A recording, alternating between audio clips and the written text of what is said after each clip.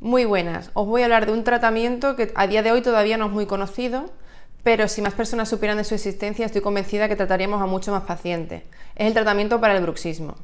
¿Qué es el bruxismo? Es el acto involuntario de apretar los dientes. Consecuencia de esto, se sufre de muchísimo dolor en toda la región mandibular, a veces también incluso de dolor de cabeza y de cervicales.